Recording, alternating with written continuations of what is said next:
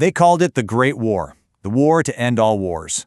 But as we're about to see, this global catastrophe didn't end war at all. It just redrew the map of the entire world, and, well, it set the stage for an even deadlier century. So let's dive in and see how it all happened.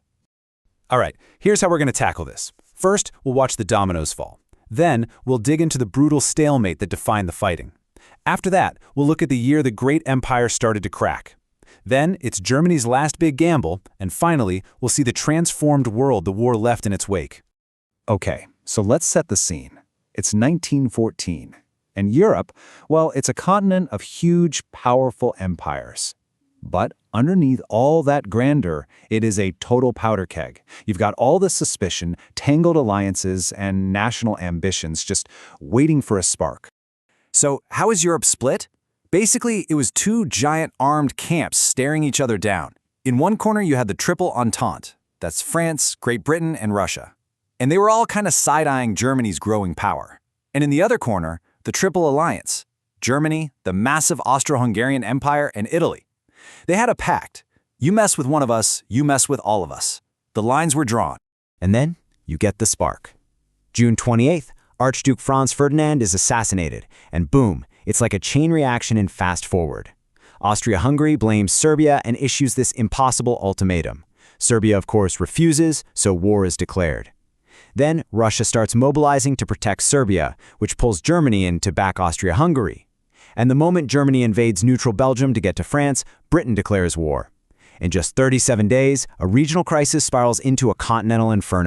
Germany had this big idea, the Schlieffen Plan. The goal was to deliver a lightning-fast knockout blow to France, going right through Belgium before Russia could even get its army ready. But it failed. The French and British stopped them dead in their tracks. So both sides start this frantic race to the sea, trying to outflank each other. And when that doesn't work, what do? They dig in. And that's how you get the Western Front, a 350-mile scar of trenches that would define this entire war. And that failure leads us right here, to the Great Stalemate. This war was not going to be short and glorious. Not at all.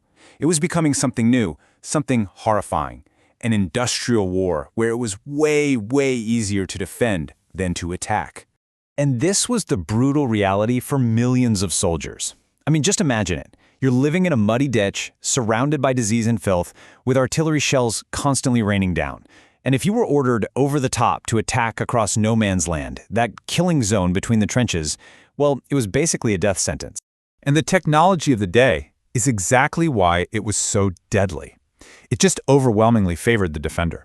You had machine guns that could mow down entire battalions in minutes, heavy artillery that turned landscapes into crater-filled deserts, barbed wire that trapped soldiers in the open. Attacking became synonymous with mass slaughter. So with everyone stuck in this stalemate, the generals came up with a horrifying new strategy: attrition. The goal wasn't to capture territory anymore. As the German general von Falkenhayn put it, the plan for the Battle of Verdun was simply to kill so many French soldiers, to bleed France white, that their entire army would just collapse from the losses. And the cost of that strategy? It was absolutely staggering. At Verdun alone, the French suffered over 1/3 casualties. It became a human meat grinder, a symbol of the war's sheer, senseless destruction. And the Allies tried the same tactic at the Somme, with results that are almost impossible to comprehend. On the very first day of the battle, a single day, the British army suffered 57,000 casualties. It is still the worst day in the entire history of the British military. This was the grim reality of the Great Stalemate. By 1917, this endless war of attrition was pushing every single nation to its absolute breaking point. This year would become the pivotal moment of the war, a time of total collapse for some and radical change for everyone else. First up, Russia. The country just couldn't take it anymore. The immense casualties, the food shortages, it all finally exploded into revolution.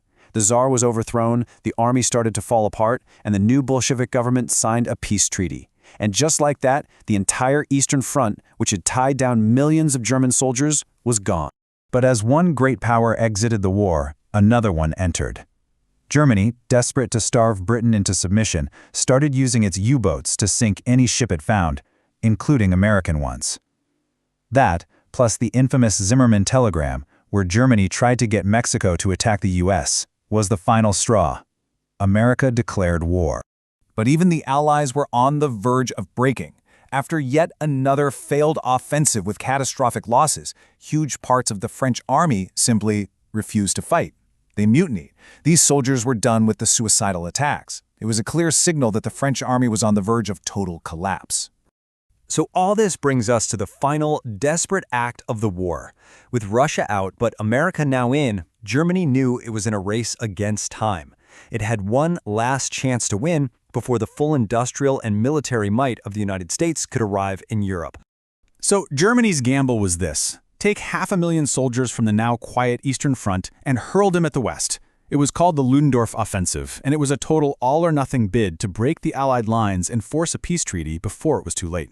And you know what? It came terrifyingly close to succeeding. But ultimately, the offensive ran out of steam. And then the Allies, reinforced by fresh American troops, struck back. And they struck back hard. The offensive that began on August 8th just shattered the exhausted German lines. Their own top general, Ludendorff, called it the Black Day of the German army. The stalemate was finally, definitively broken. After that, the collapse was swift. One by one, Germany's allies just fell apart. Bulgaria in September, the Ottoman Empire in October, Austria-Hungary in early November. Germany was suddenly isolated, its army was in retreat, and revolution was brewing at home. They had no choice. At 11 a.m. on November 11, 1918, Germany signed the armistice. The guns fell silent. The fighting was over, but the world was forever changed. Now we have to look at the immense cost of this war and the incredibly complicated legacy it left behind. The numbers they're just almost impossible to comprehend. Nearly 10 million soldiers killed, 21 million wounded, and on top of that, another 7 million civilians dead. An entire generation was shattered, and huge parts of Europe were left utterly devastated.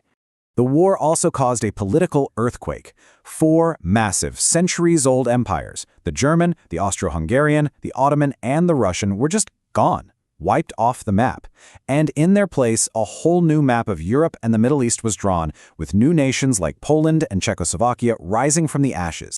And the peace treaty that officially ended the war, the Treaty of Versailles, was deeply controversial.